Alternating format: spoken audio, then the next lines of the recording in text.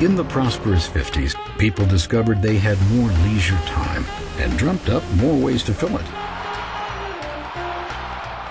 And for the first time, large numbers of young people could stay in school instead of getting jobs to help support their families. This group was newly identified as teenagers.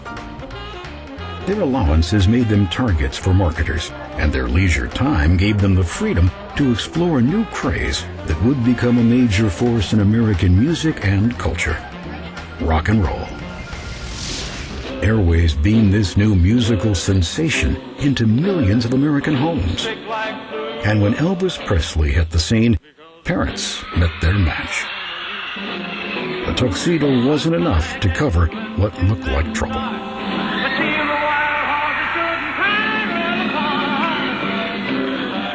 Presley's gyrating hips were thought so suggestive. Most TV programs only showed his performances from the waist up.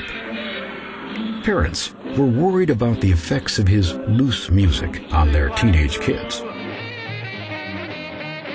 But rock and roll could not be stopped. It grew out of African American rhythm and blues and quickly became a large part of the teen experience, along with slick back hairstyles and poodle skirts and a growing sense of rebellion. This feeling was most passionately expressed by defiant artists, poets, writers, and other nonconformists labeled the Beat Generation. Over time, the group would evolve and emerge in the 1960s as yippies and hippies.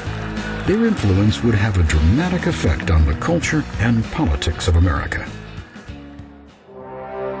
Looking back on the post-war years, we are reminded of magnificent civic achievements and stunning technological advances. But the period's complex history also reveals a time of rampant fear, narrow vision, and entrenched prejudice. Enduring icons speak to the strengths and struggles of an era that remains one of the most memorable in America's 20th century.